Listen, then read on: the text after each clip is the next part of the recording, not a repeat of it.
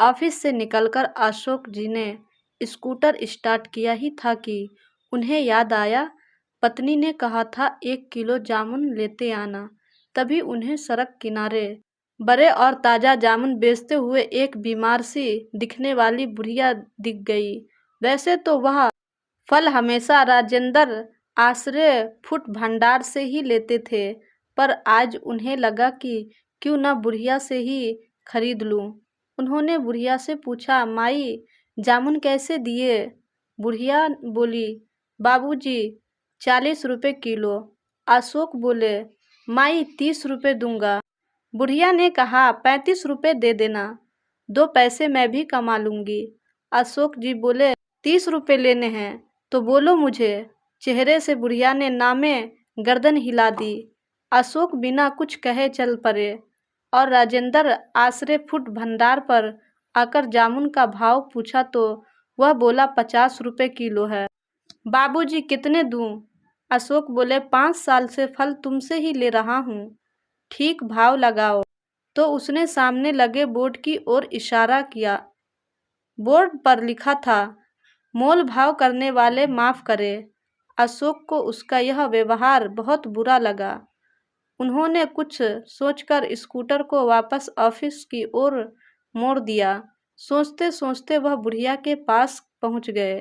बुढ़िया ने उन्हें पहचान लिया और बोली, बाबूजी जामुन दे दूं, पर भाव 35 रुपये से कम नहीं लगाऊंगी। अशोक ने मुस्कुराकर कहा, माई 1 नहीं 2 किलो दे दो और भाव की चिंता मत करो।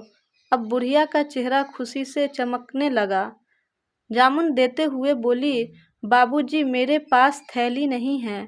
फिर बोली, एक टाइम था जब मेरा आदमी जिंदा था तो मेरी भी छोटी सी दुकान थी, सब्जी फल सब बिकता था उस पर। आदमी की बीमारी में दुकान चली गई, आदमी भी नहीं रहा।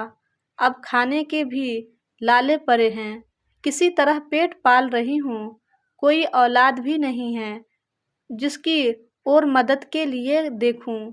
इतना कहते कहते बुढ़िया रुआंसी हो गई और उसकी आंखों में आंसू आ गए। अशोक ने 100 रुपये का नोट बुढ़िया को दिया तो वो बोली, बाबूजी मेरे पास छुट्टे नहीं हैं। अशोक बोले, माई चिंता मत करो, रख लो।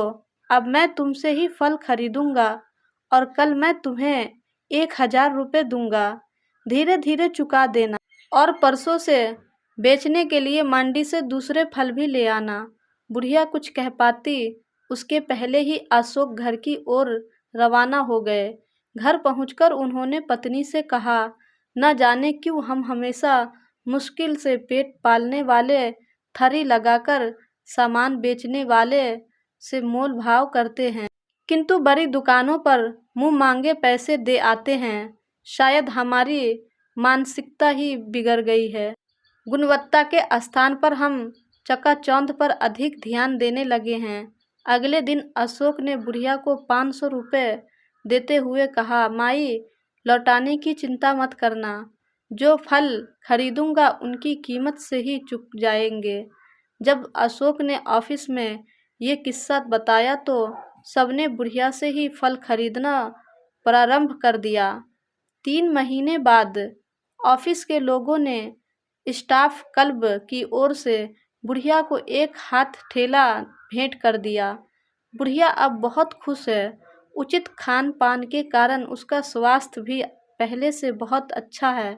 हर दिन अशोक और ऑफिस के दूसरे लोगों को दुआ देती नहीं थकती।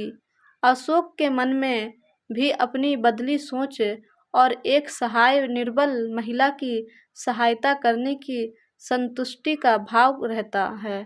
जीवन में किसी बेसहारा की मदद करके देखो, अपनी पूरी जिंदगी में किए गए सभी कार्यों से ज़्यादा संतोष मिलेगा।